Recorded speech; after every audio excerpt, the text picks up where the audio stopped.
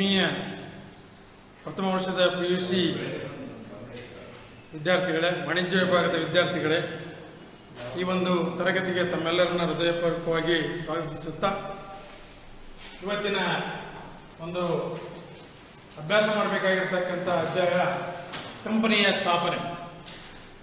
ಈಗಾಗಲೇ ನೀವು ವಿವಿಧ ಪ್ರಕಾರದ ಒಡೆತನದ ಸಂಘಟನೆಗಳ ಪ್ರಕಾರಗಳಲ್ಲಿ ಇದರ ಒಂದು ಮೂಲವಾಗಿ ಕಂಪನಿಯ ಅರ್ಥ, ಸಂಯುಕ್ತ ಬಂಡವಾಳ ಸಂಸ್ಥೆ ಅಂದರೆ ಏನು, ಲಕ್ಷಣಗಳು, ಅನುಕೂಲತೆಗಳು, ಅನಾನುಕೂಲತೆಗಳು, ಪ್ರಕಾರಗಳು, ಈ ರೀತಿಯಾಗಿ ಸಮಗ್ರವಾಗಿ ಅಭ್ಯಾಸವನ್ನು ಮಾಡಿದ್ದೇವೆ.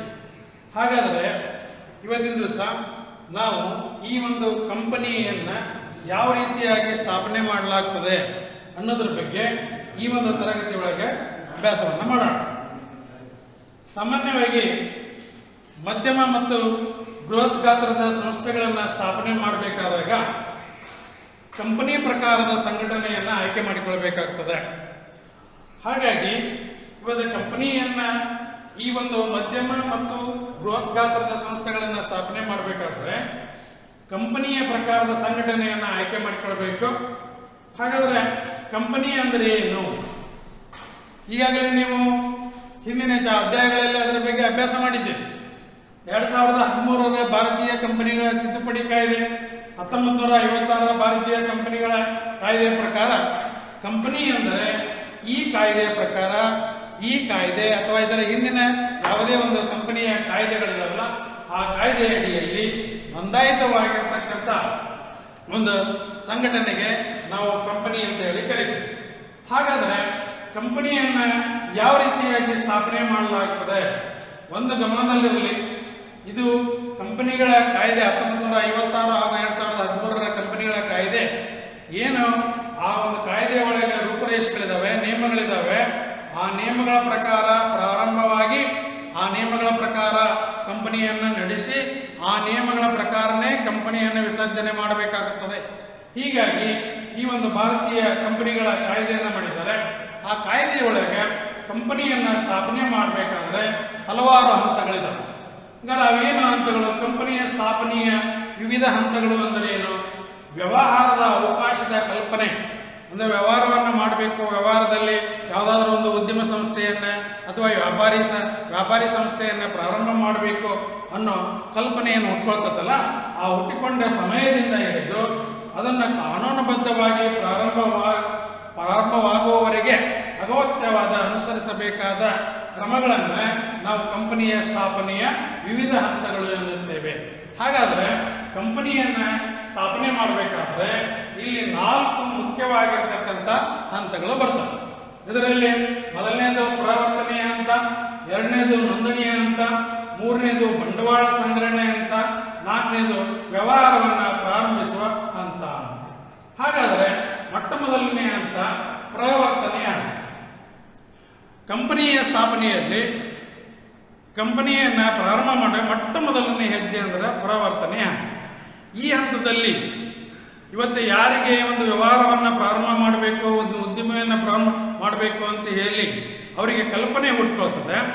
ಆ ಕಲ್ಪನೆಯನ್ನು ಹುಟ್ಕೊಂಡಾಗ ಅವರು ಇವತ್ತು ಯಾವ ವ್ಯವಹಾರವನ್ನು ಕೈಗೊಳ್ಳಬೇಕು, ಆ ವ್ಯವಹಾರಕ್ಕೆ ಬೇಕಾಗಿರ್ತಕ್ಕಂಥ ಸಂಪನ್ಮೂಲಗಳು ಯಾವುವು, ಅವು ಎಲ್ಲಿ ಸಿಗ್ತಾ ಇದ್ದಾವೆ, ಎಲ್ಲಿ ಸ್ಥಾಪನೆ ಮಾಡಬೇಕು, ಅದಕ್ಕೆ ಎಲ್ಲಿ ಸ್ಥಾಪನೆ ಮಾಡಿದರೆ ಅತ್ಯಧಿಕ ಲಾಭವನ್ನು ಗಳಿಸ್ಬೋದು, ಇವೆಲ್ಲದರ ಬಗ್ಗೆ ನಾವು ಆಲೋಚನೆಗಳನ್ನು ಮಾಡಿಬಿಟ್ಟು ಇವೆಲ್ಲದರ ಬಗ್ಗೆ ಕಲ್ಪನೆಗಳನ್ನು ಮಾಡ್ಕೊಳ್ತಕ್ಕಂಥ ಒಂದು ಹಂತಕ್ಕೆ ನಾವು ಪ್ರವರ್ತನೆಯ ಹಂತ ಅಂತೇಳಿ ಕರಿತೀವಿ. ಪ್ರವರ್ತಕರ ಅಂತಂದರೆ ಯಾರು? ಪ್ರವರ್ತಕರಂದರೆ ಅವನು ಒಬ್ಬ ವ್ಯಕ್ತಿ ಆಗಿರ್ಬೋದು, ಅಥವಾ ವ್ಯಕ್ತಿಗಳ ಸಮೂಹ ಆಗಿರ್ಬೋದು, ಅಥವಾ ಯಾವುದಾದ್ರೂ ಒಂದು ಸಂಸ್ಥೆ ಆಗಿರ್ಬೋದು, ಅವರಿಗೆ ನಾವು ಪ್ರವರ್ತಕರು ಅಂತೇಳಿ ಕರಿತೇವೆ. ಹಾಗಾದರೆ ಪ್ರವರ್ತನೆ ಹಂತದಲ್ಲಿ ಪ್ರವರ್ತಕರು ಕೈಗೊಳ್ಳಬೇಕಾಗಿರ್ತಕ್ಕಂಥ ಕಾರ್ಯಗಳು. ಹಂಗಾರೆ ಪ್ರವರ್ತನೆ ಹಂತದಲ್ಲಿ ನಾವು ಯಾವ ವ್ಯವಹಾರವನ್ನು ಕೈಗೊಳ್ಳಬೇಕು, ಆ ವ್ಯವಹಾರಕ್ಕೆ ಬೇಕಾಗಿರೋ ಸಂಪನ್ಮೂಲಗಳು ಯಾವುವು, ಅವು ಎಲ್ಲಿ ಸಿಗ್ತಾ ಇದ್ದಾವೆ, ಅದಕ್ಕೆ ಬೇಕಾಗಿರ್ತಕ್ಕಂಥ ಬಂಡವಾಳ ಏನು, ಯಂತ್ರೋಪಕರಣಗಳೇನು, ಇವೆಲ್ಲದರ ಬಗ್ಗೆ ನಾವು ಆಲೋಚನೆ ಮಾಡಿ. ಯಾಕಂದರೆ ಒಂದು ಕಂಪನಿಯನ್ನು ಸ್ಥಾಪನೆ ಮಾಡಬೇಕಾದ್ರೆ ಬಹಳಷ್ಟು ಆಲೋಚನೆಗಳನ್ನು ಇವತ್ತೇ ನಾವು ಡಿಸೈಡ್ ಮಾಡಿ ನಾಳೆನ ಪ್ರಾರಂಭ ಮಾಡಲಿಕ್ಕೆ ಬರೋಂಗಿಲ್ಲ. ಯಾಕೆಂದರೆ ನಾವು ಲಕ್ಷಾಂತರ ರೂಪಾಯಿ ದುಡ್ಡನ್ನು, ಕೋಟ್ಯಾಂತರ ರೂಪಾಯಿ ದುಡ್ಡನ್ನು ಆ ಒಂದು ವ್ಯವಹಾರಕ್ಕೆ ಕಂಪನಿಯಲ್ಲಿ ತೊಡಗಿಸಬೇಕಾಗಿರೋದರಿಂದ ನಾವೆಲ್ಲದನ್ನು ಸಾಧಕ ಬಾಧಕಗಳನ್ನು ನೋಡಿಕೊಂಡು ಅದನ್ನು ಪ್ರಾರಂಭ ಮಾಡಬೇಕಾಗ್ತದೆ. ಹೀಗಾಗಿ ಇವತ್ತೇ ಪ್ರವರ್ತನೆ ಹಂತದಲ್ಲಿ ಎಷ್ಟೆಲ್ಲ ಕಾರ್ಯಗಳನ್ನು ಅವ್ರು ಮಾಡ್ತಾರೆ. ಪ್ರವರ್ತಕರಾಗಿರ್ತಕ್ಕಂಥವ್ರು ಈಗ ಅವರ ಒಂದು ತಲೆಯೊಳಗೆ ಏನೋ ಒಂದು ಆಲೋಚನೆ ಬಂದಿದೆಯಪ್ಪ ಅಂತಂದರೆ ಇವತ್ತು ಮಕ್ಕಳು ಅದನ್ನು ಇಂಪ್ಲಿಮೆಂಟ್ ಮಾಡಲಿಕ್ಕೆ ಹೋಗಂಗಿಲ್ಲ. ಬಹಳಷ್ಟು ವಿಚಾರಗಳನ್ನು ಮಾಡಬೇಕಾಗ್ತದೆ. ಅದಕ್ಕೆ ಪೂರ್ವ ನಿರ್ಧಾರಗಳ ಪೂರ್ವ ಯೋಜಿತ ನಿರ್ಧಾರಗಳನ್ನು ತೆಗೆದುಕೊಳ್ಬೇಕಾಗ್ತದೆ. ಹೀಗಾಗಿ ಒಬ್ಬ ಪ್ರವರ್ತಕರು ಏನೆಲ್ಲ ಇದನ್ನು ನೋಡ್ತಾರೆ ಅಂತ ಇಲ್ಲಿ ನೋಡಿ. ಪ್ರವರ್ತನೆ ಹಂತದಲ್ಲಿ ಪ್ರವರ್ತಕರು ಕೈಗೊಳ್ಳಬೇಕಾಗಿರ್ತಕ್ಕಂಥ ಕಾರ್ಯಗಳು ಯಾವಂದ್ರೆ ವ್ಯವಹಾರದ ಅವಕಾಶಗಳನ್ನು ಗುರುತಿಸುವುದು. ಹಾಗಾದರೆ ಪ್ರವರ್ತನೆ ಹಂತದೊಳಗೆ ಇವತ್ತು ಒಂದು ವ್ಯವಹಾರಿಕ ಕ್ಷೇತ್ರ ಅಂದರೆ ಬಹಳ ದೊಡ್ಡದಾಗಿರ್ತಕ್ಕಂಥ ಕ್ಷೇತ್ರ. ಈ ಒಂದು ವ್ಯವಹಾರಿಕ ಕ್ಷೇತ್ರದೊಳಗೆ ತಾನು ಯಾವ ಒಂದು ಉದ್ದಿಮೆಯನ್ನು ತೆಗಿಬೇಕು ಅಥವಾ ತಾನು ಯಾವ ಒಂದು ವ್ಯಾಪಾರಿ ಸಂಸ್ಥೆಯನ್ನು ಪ್ರಾರಂಭ ಮಾಡಬೇಕು ಅಂತೇಳಿ ಏನು ಅವಕಾಶಗಳಿದ್ದಾವೆ, ವ್ಯವಹಾರಗಳಲ್ಲಿ ಮಾಡಲಿಕ್ಕೆ ನಮಗೆ ಏನೆಲ್ಲ ಅವಕಾಶಗಳಿದ್ದಾವೆ ಅನ್ನೋದನ್ನು ಗುರುತಿಸಬೇಕು. ಗುರುತಿಸಿ ಆಮೇಲೆ ಏನು ಮಾಡಬೇಕು? ಕಾರ್ಯಸಾಧ್ಯತೆಯ ಅಧ್ಯಯನಗಳು. ಇವತ್ತು ಒಂದು ಎಕ್ಸ್ಪರ್ಟ್ ಕಮಿಟಿಯನ್ನು ಮಾಡಬೇಕು. ಎಕ್ಸ್ಪರ್ಟ್ ಕಮಿಟಿಯನ್ನು ಮಾಡಿಬಿಟ್ಟು ಅವರಿಗೆ ನಾವು ಪ್ರಪೋಸ್ ಮಾಡಬೇಕು, ನಾವಂತ ವ್ಯವಹಾರವನ್ನು ಮಾಡಬೇಕಂತಿದ್ದೇವೆ. ಹಾಗಾಗಿ ಅದಕ್ಕೆ ನೀವೆಲ್ಲ ಅದರ ಬಗ್ಗೆ ಸಮಗ್ರವಾಗಿ ಅಧ್ಯಯನ ಮಾಡಿ ನಮಗೆ ಒಂದು ರಿಪೋರ್ಟನ್ನು ಕೊಡ್ರಿ ಅಂತೇಳಿ ಒಂದು ಎಕ್ಸ್ಪರ್ಟ್ ಕಮಿಟಿಯನ್ನು ಮಾಡಿಬಿಟ್ಟು ಅದರ ಸಾಧಕ ಬಾಧಕಗಳು ಸಮಗ್ರವಾಗಿ ಅಭ್ಯಾಸವನ್ನು ಮಾಡಿ ಅವರೆಲ್ಲ ನಮಗೆ ರಿಪೋರ್ಟನ್ನು ಕೊಡ್ತಾರೆ. ಆ ನಂತರ ರಿಪೋರ್ಟ್ ಕೊಟ್ಟ ಮೇಲೆ ಅದು ನಮಗೆ ಫೇವರೇಬಲ್ ಆಗ್ಬೋದು ಅಥವಾ ಅನ್ಫೇವರೇಬಲ್ ಆಗ್ಬಾರ್ದು. ಅವ್ರು ಕೊಟ್ಟಿರ್ತಕ್ಕಂಥ ರಿಪೋರ್ಟ್ ಏನಿದೆ, ವರದಿ ಏನಿದೆ, ಅದನ್ನು ಪರಾಮರ್ಶೆಗೆ ಒಳಪಡಿಸಿ ನಾವೊಂದು ಸೂಕ್ತವಾಗಿರ್ತಕ್ಕಂಥ ನಿರ್ಧಾರವನ್ನು ತೆಗೆದುಕೊಳ್ಳಬೇಕಾಗ್ತದೆ. ಇನ್ನು ಮೂರನೇದಾಗಿ ಮುಂದೆ ಏನು ಮಾಡಬೇಕು? ಹೆಸರಿನ ಅನುಮೋದನೆ.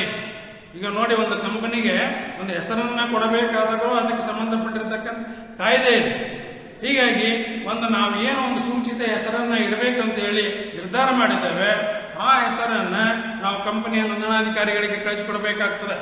ಕಂಪನಿಯ ನೋಂದಣಾಧಿಕಾರಿಗಳಿಗೆ ಕಳಿಸಿಕೊಟ್ಟು ನಾವು ಇಂಥ ಕಂಪನಿಯನ್ನು ಸ್ಥಾಪನೆ ಮಾಡಬೇಕಂತಿದ್ದೇವೆ, ಆ ಕಂಪನಿಗೆ ಇಂಥ ಒಂದು ಹೆಸರನ್ನು ನಾವು ಇಡಬೇಕಂತ ಇದ್ದೇವೆ, ಅದಕ್ಕೆ ತಾವು ಅನುಮೋದನೆ ಕೊಡಬೇಕು. ಹೆಸರನ್ನು ಇಡಬೇಕಾಗಿರ್ತಕ್ಕಂಥ ವೇಳೆ ಒಳಗೆ ನಾವು ಯಾವುದೇ ಒಂದು ಸರ್ಕಾರದ ಬೆಂಬಲವನ್ನು ಸೂಚನೆ ಮಾಡ್ತಕ್ಕಂಥ ಶಬ್ದಗಳನ್ನು ಅಲ್ಲಿ ಸೇರಿಸಬಾರ್ದು. ಕೇಂದ್ರ ಸರ್ಕಾರ, ರಾಜ್ಯ ಸರ್ಕಾರ, ರಾಜ್ಯಪಾಲ, ಈ ರೀತಿಯಾಗಿರ್ತಕ್ಕಂಥ ಕೆಲವು ಪದಗಳಿದ್ದಾವೆ. ಆ ಪದಗಳನ್ನು ನಮ್ಮ ಕಂಪನಿಯ ಹೆಸರಿನಲ್ಲಿ ಸೇರಿಸಬಾರ್ದು. ಇನ್ನು ಆ ಕಂಪನಿಯ ಒಂದು ಹೆಸರನ್ನು ಇಡಬೇಕಾದಾಗ ಈಗಾಗಲೇ ಅದೇ ಹೆಸರಿನ ಕಂಪನಿ ಐತೋ ಇಲ್ಲೋ ಅನ್ನೋದನ್ನು ನೋಡ್ಕೊಂಡು ನಾವು ಹೆಸರಿಡಬೇಕಾಗ್ತದೆ. ಅಂಥದ್ದೇ ಒಂದು ಕಂಪನಿ ಹೆಸರನ್ನು ನಾವು ಇಡ್ತಕ್ಕದ್ದಲ್ಲ. ಈ ರೀತಿಯಾಗಿರ್ತಕ್ಕಂಥ ಇವುಗಳಿರೋದ್ರಿಂದ ಅವೆಲ್ಲ ನಮಗೆ ಗೊತ್ತಿರೋಂಗಿಲ್ಲ. ಅದಕ್ಕೆ ನಾವು ಒಂದು ಸೂಚಿತ ಹೆಸರನ್ನು ಇಡಬಹುದೇ ಅಂತ ಹೇಳಿ ಅದಕ್ಕೆ ಅನುಮತಿಯನ್ನು ಪಡ್ಕೊಳ್ಳೋಕ್ಕೆ ಕಂಪನಿಯ ನೋಂದಣಾಧಿಕಾರಿಗಳಿಗೆ ನಾವು ಹೆಸರನ್ನು ಕಳಿಸಿಬಿಟ್ಟು ಅವರಿಂದ ಅನುಮತಿಯನ್ನು ಪಡ್ಕೊಳ್ಬೇಕಾಗ್ತದೆ. ಇನ್ನು ಮನವಿ ಪತ್ರಕ್ಕೆ ಸಹಿ ಹಾಕುವವರನ್ನ ನಿರ್ಧರಿಸುವುದು ಮುಂದೆ ಬರ್ತದೆ. ಅವಾಗ ಹೇಳ್ತಾನೆ, ಕಂಪನಿಯ ಮನವಿ ಪತ್ರ ಅಂತಂದ್ರೆ ಕಂಪನಿಯನ್ನ ಪ್ರಾರಂಭ ಮಾಡಲಿಕ್ಕೆ, ಕಂಪನಿಯನ್ನ ನೋಂದಣಿ ಮಾಡಲಿಕ್ಕೆ ಬಹಳ ಪ್ರಾಮುಖ್ಯವಾಗಿರ್ತಕ್ಕಂಥ ಡಾಕ್ಯುಮೆಂಟ್ ಅದು. ಅದು ಕಂಪನಿ ಇಡೀ ಇತಿಹಾಸವನ್ನೇ ಹೇಳ್ತದೆ. ಹೀಗಾಗಿ ಕಂಪನಿಯ ಮನವಿ ಪತ್ರಕ್ಕೆ, ಯಾಕಂದ್ರೆ ಇನ್ನೂ ನಮ್ದು ಎಲೆಕ್ಷನ್ ಬಾಡಿ ಕಮಿಟಿ ಇದಾಗಿರಲ್ಲ, ಏನಿರಲಿಲ್ಲ, ಪ್ರೈಮರಿ ಸ್ಟೇಜ್ನಾಗಿರ್ತವೆ. ಹಾಗಾಗಿ ಪ್ರವರ್ತಕರೆಲ್ಲರೂ ಅವ್ರು ಏನು ಮಾಡಬೇಕಾಗ್ತದೆ ಅಂದರೆ ಕಂಪನಿಯ ಆರಂಭದ ನಿರ್ದೇಶಕರಾಗಲಿ ಯಾರು ಒಪ್ಪಿದ್ದಾರೆ ಅವ್ರ ಕಡೆಯಿಂದ ಮನವಿ ಪತ್ರಕ್ಕೆ ಯಾರು ಸಹಿ ಹಾಕಬೇಕು ಅನ್ನೋದನ್ನ ನಿರ್ಧಾರ ಮಾಡಬೇಕಾಗ್ತದೆ. ಯಾಕಂದ್ರೆ ಮನವಿ ಪತ್ರಕ್ಕೆ ಇವತ್ತು ಸಾರ್ವಜನಿಕ ಕಂಪನಿ ಆಗಿದ್ರೆ ಅಲ್ಲಿ ಕನಿಷ್ಠ 7 ಜನ ಅಲ್ಲಿ ನಿರ್ದೇಶಕರು ಅಲ್ಲಿ ಅದಕ್ಕೆ ಸಹಿಯನ್ನು ಹಾಕಬೇಕಾಗ್ತದೆ. ಖಾಸಗಿ ಕಂಪನಿ ಆಗಿದ್ರೆ ಕನಿಷ್ಠ 2 ವ್ಯಕ್ತಿಗಳು ಅಲ್ಲಿ ಸಹಿಯನ್ನು ಹಾಕಬೇಕಾಗಿರೋದ್ರಿಂದ ಆ ಬಹಳ ಪ್ರಾಮುಖ್ಯವಾಗಿರ್ತಕ್ಕಂಥ ಡಾಕ್ಯುಮೆಂಟ್ ಆಗಿರೋದ್ರಿಂದ ಅಲ್ಲಿ ಅವ್ರನ್ನ ಯಾರು ಅನ್ನೋದನ್ನ ನಿರ್ಧರಿಸಬೇಕಾಗ್ತದೆ.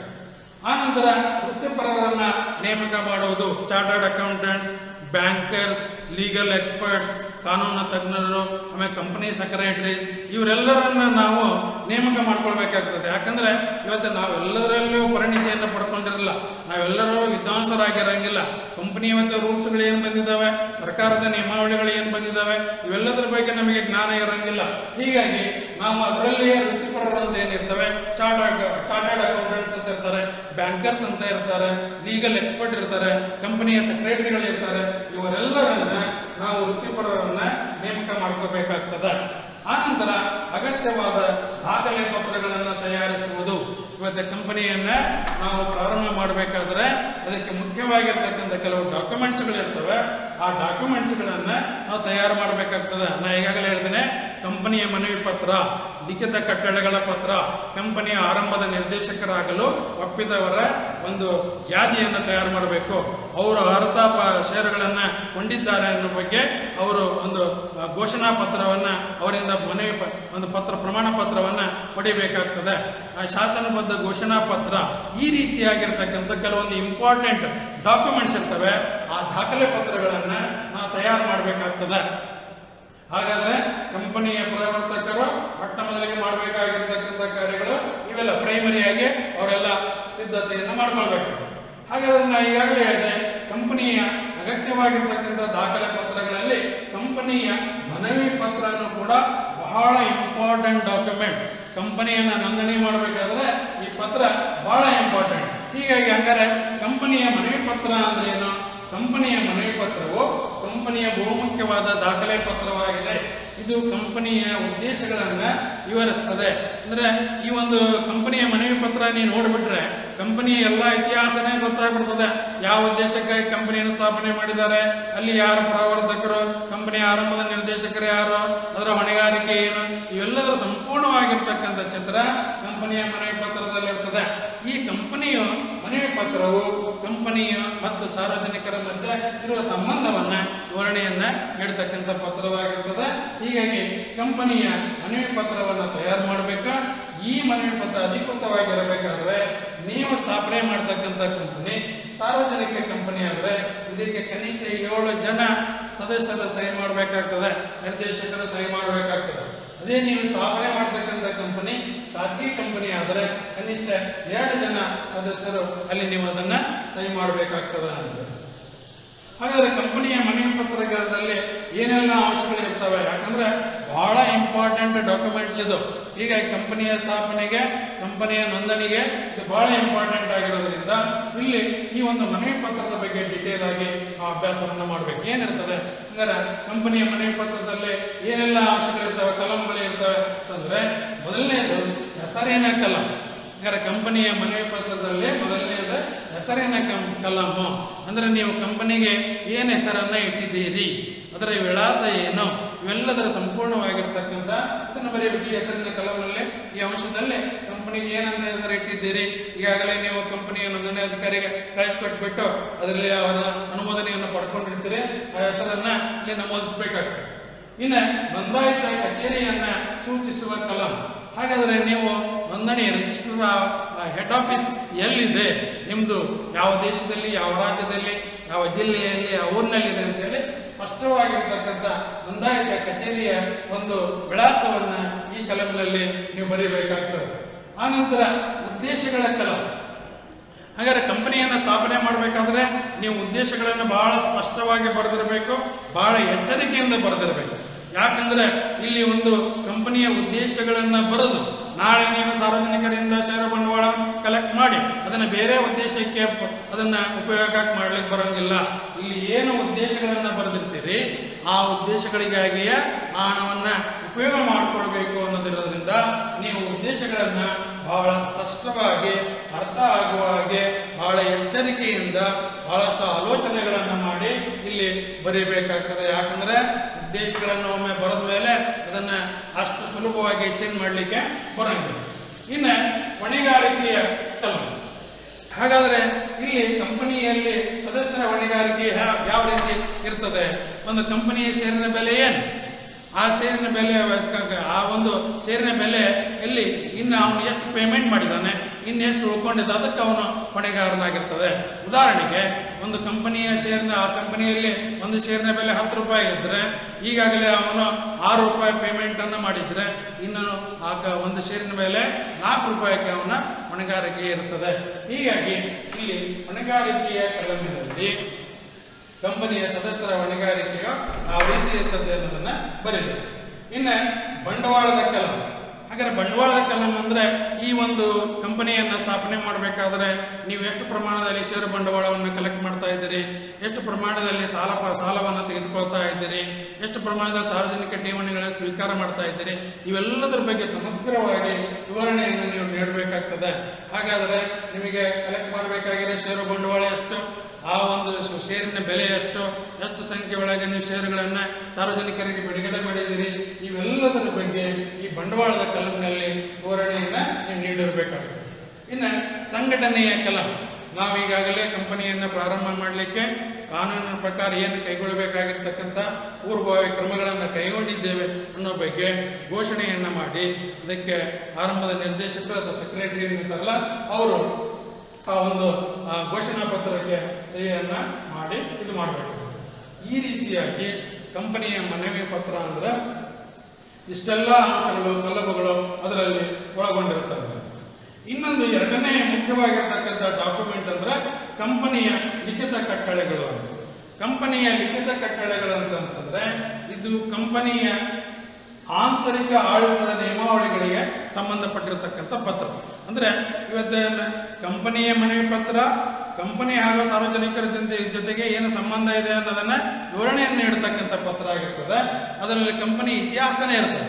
ಆದರೆ ಇದರಲ್ಲಿ ಕಂಪನಿಯ ಲಿಖಿತ ಕಟ್ಟಳೆಗಳ ಪತ್ರದಲ್ಲಿ ಕಂಪನಿಯ ಆಂತರಿಕ ನಿಯಮಗಳಿಗೆ ಸಂಬಂಧಪಟ್ಟಂಗೆ ನೀವು ನಿಯಮಾವಳಿಗಳನ್ನು ಏನು ಮಾಡ್ಕೊಂಡಿರ್ತೀರಿ, ನಿಮಗೆ ಕಂಪನಿಯ ಒಂದು ಆ್ಯಕ್ಟ್ ಪ್ರಕಾರ ನಿಮಗೆ ಕೆಲವೊಂದು ನಿಯಮಾವಳಿಗಳನ್ನು ಮಾಡ್ಕೊಳ್ಳಿಕ್ಕೆ ಅವಕಾಶ ಇರ್ತದೆ. ಅಂತ ನಿಯಮಾವಳಿಗಳನ್ನು ನೀವು ಮಾಡ್ಕೊಂಡಿದ್ರೆ ಅದಕ್ಕೆ ಕಂಪನಿಯ ಲಿಖಿತ ಕಟ್ಟಳೆಗಳ ಪತ್ರ ಅಂತೇಳಿ ನಾವು ಕರಿತೀವಿ. ಮತ್ತು ಒಂದು ವೇಳೆ ನೀವು ಅಂಥ ಒಂದು ಕಂಪನಿ ನಿಮ್ಮದೇ ಆಗಿರ್ತಕ್ಕಂಥ ಕಂಪನಿಯ ಕಟ್ಟಳೆಗಳ ಪತ್ರವನ್ನು ತಯಾರು ಮಾಡಿಲ್ಲ ಅಂತಂದರೆ ಅಲ್ಲಿ ಕೋಷ್ಟಕ ಎ, ಕಂಪನಿಯ ಒಂದು ಕಾಯ್ದೆಯ ಪ್ರಕಾರ ಕೋಷ್ಟಕ ಎದಲ್ಲಿ ಇರ್ತಕ್ಕಂಥ ನಿಯಮಾವಳಿಗಳ ನಿಮಗೆ ಅಲ್ಲಿ ಬರ್ತಾ ಇದ್ದಾವೆ, ಅವು ಅನ್ವಯ ಆಗ್ತವೆ ಅಂತ. ಹಾಗಾದರೆ ಇವೆರಡೂ ಡಾಕ್ಯುಮೆಂಟ್ಸ್ ಬಗ್ಗೆ ನೋಡಿದ್ದೀವಿ. ನೀವು ಕಂಪನಿಯನ್ನು ನೋಂದಣಿ ಮಾಡಬೇಕಾದ್ರೆ ಕಂಪನಿಯ ಮನವಿ ಪತ್ರ, ಕಂಪನಿಯ ಲಿಖಿತ ಕಟ್ಟಳೆಗಳ ಪತ್ರವನ್ನು ತಯಾರು ಮಾಡಿ ಇಟ್ಕೊಂಡು ಬರಬೇಕಾಗ್ತದೆ. ಹಾಗಾದರೆ ಕಂಪನಿಯ ಮನವಿ ಪತ್ರ ಮತ್ತು ಲಿಖಿತ ಕಟ್ಟಳೆಗಳಲ್ಲಿರ್ತಕ್ಕಂಥ ವ್ಯತ್ಯಾಸಗಳೇನು ನೋಡಿ. ಸ್ಥಾನ, ಕಂಪನಿಯ ಮನವಿ ಪತ್ರ ಕಂಪನಿಯ ಸ್ಥಾಪನೆಗೆ ಮೂಲ ದಾಖಲೆ ಪತ್ರವಾಗಿರ್ತದೆ. ಆದರೆ ಕಂಪನಿಯ ಲಿಖಿತ ಕಟ್ಟಳೆಗಳು ಈ ಮನವಿ ಪತ್ರಕ್ಕೆ ಪೂರಕವಾಗಿರ್ತಕ್ಕಂಥ ಪತ್ರ ಆಗಿರ್ತದೆ. ಹೀಗಾಗಿ ಈ ಒಂದು ಕಂಪನಿಯ ಮನವಿ ಪತ್ರ ಮತ್ತು ಲಿಖಿತ ಕಟ್ಟಳೆ ಪತ್ರಗಳಲ್ಲಿ ಇವತ್ತು ಸ್ಥಾನದ ಮೇಲೆ ಸಂಬಂಧಪಟ್ಟಂಗೆ ವ್ಯತ್ಯಾಸಗಳನ್ನು ಕಾಣ್ತದೆ. ಇನ್ನು ಎರಡನೇದು ಸಂಬಂಧ. ಕಂಪನಿಯ ಮನವಿ ಪತ್ರವು ಕಂಪನಿ ಮತ್ತು ಸಾರ್ವಜನಿಕರ ಜೊತೆಗಿರುವ ಸಂಬಂಧವನ್ನು ಸೂಚಿಸಿದರೆ, ಇವತ್ತಿನ ಲಿಖಿತ ಕಟ್ಟಳೆಗಳ ಪತ್ರವು ಕಂಪನಿ ಮತ್ತು ಅದರ ಸದಸ್ಯರ ನಡುವೆ ಏನು ಸಂಬಂಧ ಇದೆ ಅನ್ನೋದನ್ನು ಸೂಚಿಸ್ತಕ್ಕಂಥ ಒಂದು ಇದನ್ನು ತೋರಿಸ್ತಕ್ಕಂಥ ಪತ್ರವಾಗಿದೆ. ಇನ್ನು ಸಿಂಧುತ್ವ ನೋಡಿ, ಕಂಪನಿಯ ಮನವಿ ಪತ್ರದಲ್ಲಿ ಏನು ಉದ್ದೇಶಗಳನ್ನು ಇದು ಮಾಡ್ಕೊಂಡಿರ್ತೀರಿ, ಅವೇನು ಬರೆದಿರ್ತೀರಿ ಅವುಗಳನ್ನು ಅಷ್ಟು ಸುಲಭವಾಗಿ ಚೇಂಜ್ ಮಾಡ್ಲಿಕ್ಕೆ ಬರೋಂಗಿಲ್ಲ. ಆದರೆ ಕಂಪನಿಯ ಲಿಖಿತ ಕಟ್ಟಳೆಗಳಲ್ಲಿ ನೀವೇನಾದರೂ ನಿಯಮಗಳನ್ನು ಮಾಡ್ಕೊಂಡಿದ್ರೆ ಅವೆಲ್ಲವುಗಳನ್ನು ಬದಲಾವಣೆ ಮಾಡಲಿಕ್ಕೆ ಬರುತ್ತದೆ. ಈ ರೀತಿಯಾಗಿ ನಾವು ಕಂಪನಿಯ ಮನವಿ ಪತ್ರ ಮತ್ತು ಲಿಖಿತ ಕಟ್ಟಳೆಗಳ ಪತ್ರಗಳಲ್ಲಿ ವ್ಯತ್ಯಾಸವನ್ನು ಕಾಣ್ತೀವಿ.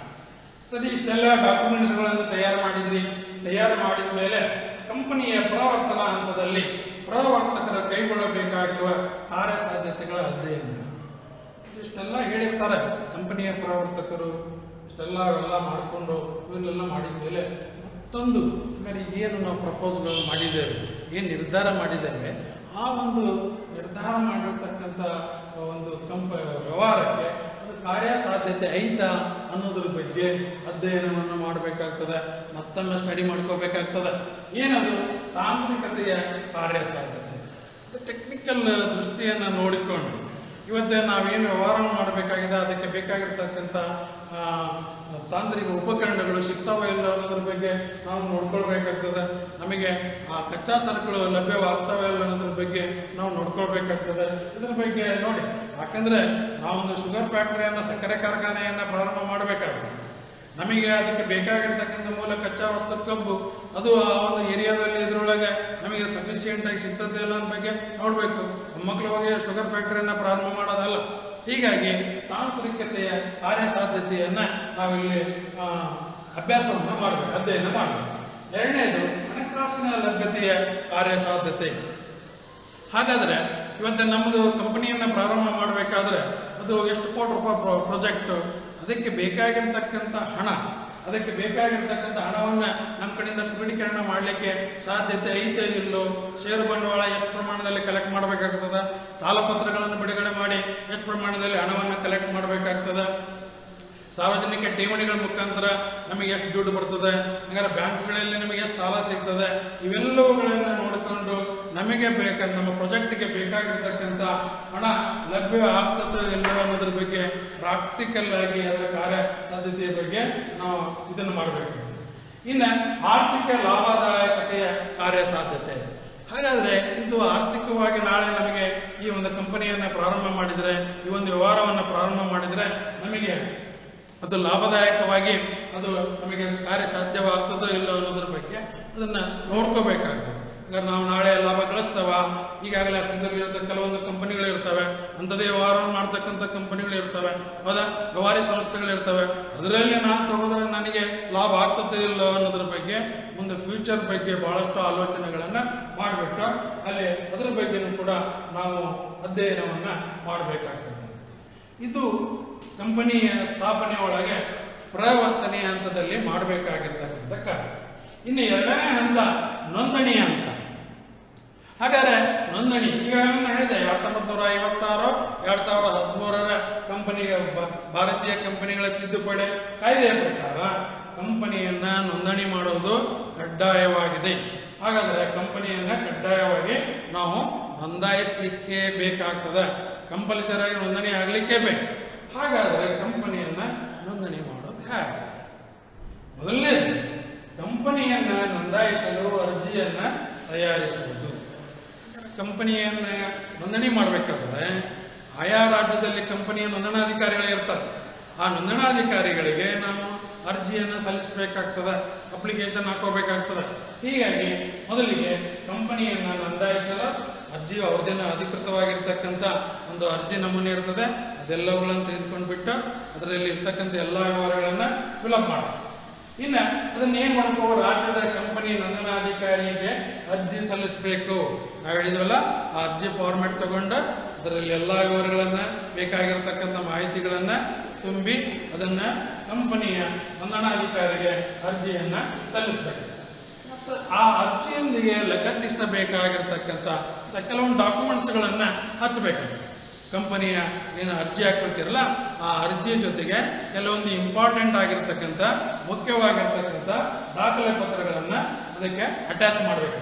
ಏನೇನು ನಾನು ಈಗಾಗಲೇ ಹೇಳಿದೆ, ಕಂಪನಿಯ ಮನವಿ ಪತ್ರ, ಇದು ಕಂಪನಿಯ ನೋಂದಣಿಗೆ, ಕಂಪನಿಯ ಸ್ಥಾಪನೆಗೆ ಬಹಳ ಇಂಪಾರ್ಟೆಂಟ್ ಆಗಿರ್ತಕ್ಕಂಥ, ಬಹಳ ಪ್ರಾಮುಖ್ಯವಾಗಿರ್ತಕ್ಕಂಥ ಮನವಿ ಪತ್ರ. ಇನ್ನು ಎರಡನೇದು ಲಿಖಿತ ಕಟ್ಟಳೆಗಳ ಪತ್ರ, ಇದ್ರ ಬಗ್ಗೆ ಈಗಾಗಲೇ ಅಭ್ಯಾಸವನ್ನು ಮಾಡಿದ್ದೇವೆ, ಅದೊಂದು ಪತ್ರ. ಇನ್ನು ಕಂಪನಿಯ ನಿರ್ದೇಶಕರಾಗಲು ಒಪ್ಪಿರುವವರಿಂದ ಸಮ್ಮತಿ ಪತ್ರ. ಅಂದರೆ ಈಗ ಆರಂಭದ ಎಲೆಕ್ಟೆಡ್ ಬಾಡಿ ಇರೋಂಗಿಲ್ಲ, ಹೀಗಾಗಿ ನಾವು ಕಂಪನಿ ಒಳಗೆ ಕೆಲವೊಂದು ಅರ್ಹತಾ ಷೇರುಗಳಂತ ಮಾಡಿಬಿಟ್ಟು ಆ ಅರ್ಹತಾ ಷೇರುಗಳನ್ನು ಯಾರು ಕೊಂಡ್ಕೊಂಡಿರ್ತಾರೆ ಅವರನ್ನು ನಾವು ಕಂಪನಿಯ ಆರಂಭದ ನಿರ್ದೇಶಕರು ಅಂತ ಹೇಳಿರ್ತೇವೆ. ಆ ಕಂಪನಿಯ ಆರಂಭದ ನಿರ್ದೇಶಕರು ಯಾರಾಗ್ಯಾರ, ಯಾರ ಅರ್ಹತಾ ಷೇರುಗಳನ್ನು ಅವ್ರು ಕೊಂಡಾರ, ಅವರ ಒಂದು ಸಮ್ಮತಿ ಪತ್ರ, ನಾವು ಅರ್ಹತಾ ಷೇರುಗಳನ್ನು ಕೊಂಡಿದ್ದೇವೆ, ಕಂಪನಿಯ ಆರಂಭದ ನಿರ್ದೇಶಕರಾಗಲು ಒಪ್ಪಿದ್ದೇವೆ ಅನ್ನೋದ್ರ ಬಗ್ಗೆ ಒಂದು ಅವರಿಂದ ಸಮ್ಮತಿ ಪತ್ರ ಅಂತೇನು, ಒಪ್ಪಿಗೆ ಪತ್ರ ಅಂತೇನಿದೆ, ಆ ಒಪ್ಪಿಗೆ ಪತ್ರವನ್ನು ಪಡ್ಕೊಂಡು. ಇನ್ನು ಶಾಸನಬದ್ಧ ಘೋಷಣಾ ಪತ್ರ, ಇದನ್ನು ಕೂಡ ನೀವು ತಯಾರು ಮಾಡಬೇಕಾಗ್ತದೆ. ಆನಂತರ ಕಂಪನಿಯ ಹೆಸರನ್ನು ಅನುಮೋದನೆ ಮಾಡಿದ ಪತ್ರದ ಪ್ರತಿ, ಈಗಾಗಲೇ ಮೊದಲ ಪ್ರವರ್ತನೆ ಹಂತದೊಳಗೆ ಕಂಪನಿಯ ನೋಂದಣಾಧಿಕಾರಿಗಳಿಗೆ ಆ ಕಂಪನಿಯನ್ನು ನೀವು ಇಂಥ ಹೆಸರನ್ನು ಇಡಬಹುದು ಸೂಚನೆ ಮಾಡಿ ಕಳಿಸಿರ್ತಾರಲ್ಲ, ಅವರು ಅದಕ್ಕೆ ಇಡಬಹುದು ಅಂತೇಳಿ ಒಂದು ಪ್ರಮಾಣ ಪತ್ರವನ್ನು ಕೊಟ್ಟಿರ್ತಾರೆ. ಆ ಕಂಪನಿಯ ಹೆಸರನ್ನು ಅನುಮೋದನೆ ಮಾಡಿರ್ತಕ್ಕಂಥ ಪತ್ರದ ಪ್ರತಿ ಇರ್ತದೆ, ಅದನ್ನು ಅಟೆಸ್ಟೆಡ್ ಕಾಪಿಯನ್ನು ಅದಕ್ಕೆ ಕಳಿಸ್ತಾರೆ. ಇನ್ನು ನೋಂದಣಿ ಶುಲ್ಕ ಪಾವತಿಸಿದ ದಾಖಲೆ ಪತ್ರ, ಕಂಪನಿಯನ್ನು ನೋಂದಣಿ ಮಾಡಿಸ್ಬೇಕಾದ್ರೆ ಅವರು ಕಂಪನಿಯ ಆ್ಯಕ್ಟ್ ಪ್ರಕಾರ, ಕಂಪನಿಯ ರಾಜ್ಯದ ನೋಂದಣಾಧಿಕಾರಿಗಳ ಕಾಯ್ದೆಯ ಪ್ರಕಾರ ಅವರು ಇಷ್ಟು ಫೀಸ್ ಕಟ್ಟಬೇಕಂತ ಇರ್ತದೆ. ಆ ಫೀಸನ್ನು ಕಟ್ಟಿಬಿಟ್ಟು ಅದರ ಶುಲ್ಕದ ಒಂದು ರಸೀದಿ ಇದೆಯಲ್ಲ, ಆ ಶುಲ್ಕವನ್ನು ಪಾವತಿಸಿದ ದಾಖಲೆ ಪತ್ರ. ಇಷ್ಟು ಡಾಕ್ಯುಮೆಂಟ್ಸ್ಗಳನ್ನು ನೀವು ಅರ್ಜಿಯೊಂದಿಗೆ ಲಗತ್ತಿಸಿ ಅದನ್ನು ಕಂಪನಿಯ ನೋಂದಣಾಧಿಕಾರಿಗಳಿಗೆ ಕಳಿಸ್ತಾರೆ. ಅಂದರೆ ಕಂಪನಿಯ ನೋಂದಣಾಧಿಕಾರಿಗಳಿಗೆ ಕಳಿಸ್ಕೊಟ್ಟ ಮೇಲೆ ಕಂಪನಿಯ ನೋಂದಣಾಧಿಕಾರಿಗಳು ಏನು ಮಾಡ್ತಾರೆ, ಅವೆಲ್ಲ ದಾಖಲೆಗಳನ್ನು ಡಾಕ್ಯುಮೆಂಟ್ಸ್ಗಳನ್ನು ನೀವೇನು ಮಾಡಿರ್ತೀರಿ ಕಳಿಸ್ಕೊಟ್ಟಿರ್ತೀರಿ. ಅವೆಲ್ಲವುಗಳನ್ನು ಪರಿಶೀಲನೆ ಮಾಡಿ ಅವೆಲ್ಲ ಕಾನೂನುಬದ್ಧವಾಗಿ ಅವೆಲ್ಲ ಸರಿ ಇದ್ದಾವೆ ಅನ್ನೋದ್ರ ಬಗ್ಗೆ ಇವನ್ನ ನೋಡ್ಕೊಂಡ್ಬಿಟ್ಟು ಅದರ ಸತ್ಯಾಸತ್ಯತೆ ನೋಡ್ಕೊಳ್ಳೋಂಗಿಲ್ಲ. ಅವರು ಅಲ್ಲಿ ಪ್ರಾಕ್ಟಿಕಲ್ ಆಗಿ ಬಂದು ಅದೈತೆ ಇಲ್ಲ ಅದನ್ನು ನೋಡೋಂಗಿಲ್ಲ. ಡಾಕ್ಯುಮೆಂಟ್ಸ್ ಕರೆಕ್ಟ್ ಇದ್ಬಿಟ್ರೆ ಅವ್ರ ಕಂಪನಿಯ ನೋಂದಣಿಯ ಪ್ರಮಾಣ ಪತ್ರವನ್ನು ನಿಮಗೆ ಕೊಡೋದಿಲ್ಲ. ಇಲ್ಲಿ ನೀವು ಸ್ಥಾಪನೆ ಮಾಡ್ತಕ್ಕಂಥ ಕಂಪನಿ ಖಾಸಗಿ ಕಂಪನಿ ಆಗಿದ್ದರೆ ಯಾವತ್ತು ನಿಮಗೆ ನೋಂದಣಿ ಪ್ರಮಾಣ ಪತ್ರ ಸಿಗ್ತದ ಅವತ್ತಿನಿಂದಲೇ ನೀವು ವ್ಯವಹಾರವನ್ನು ಪ್ರಾರಂಭ ಮಾಡಬೇಕು ಕಂಪನಿಯ ಕಾಯ್ದೆಗಳ ಪ್ರಕಾರ. ಅದೇ ರೀತಿಯಾಗಿ ನೀವು ಸ್ಥಾಪನೆ ಮಾಡ್ತಕ್ಕಂಥ ಕಂಪನಿ ಸಾರ್ವಜನಿಕ ಕಂಪನಿಯಾಗಿದ್ದರೆ ನೀವು ಅವತ್ತಿಂದನೇ ವ್ಯವಹಾರವನ್ನು ಪ್ರಾರಂಭ ಮಾಡಲಿಕ್ಕೆ ಬರೋಂಗಿಲ್ಲ. ಅಲ್ಲಿ ಮುಂದಿನ 2 ಹಂತಗಳಿದ್ದಾವೆ. ಆ 2 ಹಂತಗಳನ್ನು ನೀವು ಪೂರೈಸಲಿಕ್ಕೆ ಬೇಕಾಗ್ತದೆ. ಖಾಸಗಿ ಕಂಪನಿ ಆದರೆ ಅವತ್ತನ್ನು ಶುರು ಮಾಡ್ಕೊಂಡ್ಬಿಡ್ಬೋದು, ಅವತ್ತನ್ನು ಪ್ರಾರಂಭ ಮಾಡ್ಕೊಂಡ್ಬಿಡ್ಬೋದು ಯಾವ ಪ್ರಮಾಣ. ಇದಕ್ಕೆ ಈ ನೋಂದಣಿ ಪ್ರಮಾಣ ಪತ್ರ ಇದೆಯಲ್ಲ, ಈ ಪ್ರಮಾಣ ಪತ್ರಕ್ಕೆ ಕಂಪನಿಯ ಜನನ ಪ್ರಮಾಣ ಪತ್ರ, ಬರ್ತ್ ಸರ್ಟಿಫಿಕೇಟ್ ಅಂತೇಳಿ ನಾವು ಕರಿತೀವಿ. ಇನ್ನು ಇದೆಲ್ಲ ಮಾಡಿದ ಮೇಲೆ ಮುಂದಿನ ಸಾರ್ವಜನಿಕ ಕಂಪನಿಯ ಮುಂದಿನ ಹಂತ ಅಂದರೆ ಬಂಡವಾಳ ಸಂಗ್ರಹಣೆ. ಇದು ಬಹಳ ಇಂಪಾರ್ಟೆಂಟ್. ಇವತ್ತು ಬಂಡವಾಳವನ್ನು ಕಂಪನಿಗೆ ಬೇಕಾಗಿರ್ತಕ್ಕಂಥ ಬಂಡವಾಳವನ್ನು ನಾವು ಸಾರ್ವಜನಿಕರಿಂದ ಕಲೆಕ್ಟ್ ಮಾಡಬೇಕಾಗ್ತದೆ. ಹೀಗಾಗಿ ಷೇರು ಪತ್ರಗಳನ್ನು ಮಾರಾಟ ಮಾಡಬೇಕಾಗ್ತದೆ, ಸಾಲ ಪತ್ರಗಳನ್ನು ಸಾರ್ವಜನಿಕರಿಗೆ ಬಿಡುಗಡೆ ಮಾಡಿ ಅವರಿಂದ ಹಣವನ್ನು ಕಲೆಕ್ಟ್ ಮಾಡಬೇಕಾಗ್ತದೆ. ಹೀಗಾಗಿ ಕಂಪನಿಯು ಬಂಡವಾಳ ಸಂಗ್ರಹಣೆಗೆ ಮುಂದಾಗಬೇಕಾಗ್ತದೆ. ಹಾಗಾಗಿ ಕಂಪನಿ ಬಂಡವಾಳವನ್ನು ಸಂಗ್ರಹಿಸಲಿಕ್ಕೆ ಈ ಕೆಳಕಂಡ ಕ್ರಮಗಳನ್ನು ಅನುಸರಿಸಬೇಕು. ಏನು ಹೇಳಿದವಲ್ಲ, ಈ ಕ್ರಮಗಳನ್ನು ಕಂಪನಿಯು ಅನುಸರಿಸಬೇಕಾಗ್ತದೆ. ಏನು ಮಾಡಬೇಕಾಗಾದ್ರೆ ಇಲ್ಲಿ ಮೊದಲನೇದಾಗಿ ಸೇಬಿಯ ಅನುಮೋದನೆಯನ್ನು ಪಡಿಬೇಕಾಗ್ತದೆ. ಅಂದರೆ ಸೇಬಿಯ ಅನುಮೋದನೆ security exchange board of India, the long form security exchange board of India, ಭದ್ರತಾ ಪತ್ರ, ಭಾರತೀಯ ಭದ್ರತಾ ಪತ್ರಗಳ ವಿನಿಮಯ ಮಂಡಳಿ ಅಂತ ಕರೀತಾರೆ. ಆ ವಿನಿಮಯ ಮಂಡಳಿಗೆ ಅರ್ಜಿಯನ್ನು ಸಲ್ಲಿಸಿ ಅವರಿಂದ ಅನುಮೋದನೆಯನ್ನು ಪಡಿಬೇಕು. ನಾವು ಈ ರೀತಿ ಕಂಪನಿಯನ್ನು ಪ್ರಾರಂಭ ಮಾಡ್ತಾ ಇದ್ದೇವೆ, ಇಷ್ಟು ಷೇರುಗಳನ್ನು ಸಾರ್ವಜನಿಕರಿಗೆ ಬಿಡುಗಡೆ ಮಾಡಿ ನಾವು ಸಾರ್ವಜನಿಕರಿಂದ ಹಣವನ್ನು ಕಲೆಕ್ಟ್ ಮಾಡ್ತಾ ಇದ್ದೇವೆ, ಅದಕ್ಕೆ ನೀವು ಅನುಮತಿಯನ್ನು ಕೊಡಬೇಕು. ಹೆಂಗೆ ಬ್ಯಾಂಕ್ಗಳ ಮೇಲೆ ರಿಸರ್ವ್ ಬ್ಯಾಂಕ್ ಆಫ್ ಇಂಡಿಯಾ ಹೆಂಗೆ ಹೆಡ್, ಹಾಗೆ ಷೇರು ಮಾರ್ಕೆಟ್ಸ್ ಅಂತ ಏನಿದ್ದಾವೆ ಆ ಶೇರ್ ಮಾರ್ಕೆಟ್ಗಳ ಮೇಲೆ ಸೇಬಿ ಅಂತ ಹೇಳಿ ಇದು ಕಾನ್ಸ್ಟಿಟ್ಯೂಷನ್, ಒಂದು ಸಂವಿಧಾನಬದ್ಧವಾಗಿರ್ತಕ್ಕಂಥ ಸಂಸ್ಥೆ. ಈ ಒಂದು ಸಂಸ್ಥೆಯ ಅನುಮತಿಯನ್ನು ನೀವು ಪಡ್ಕೊಳ್ಬೇಕಾಗ್ತದೆ. ಇನ್ನು ಎರಡನೇದಾಗಿ ಪರಿಚಯ ಪತ್ರಿಕೆ ಸಲ್ಲಿಸಿ. ಹಾಗಾದ್ರೆ ಇಲ್ಲಿ ಕಂಪನಿಯ ಪರಿಚಯ ಪತ್ರಿಕೆ ಅಂದ್ರೆ ಏನು? ನಾವು ಸಾರ್ವಜನಿಕರಿಗೆ ಆಹ್ವಾನವನ್ನು ನೀಡಬೇಕಾಗ್ತದೆ.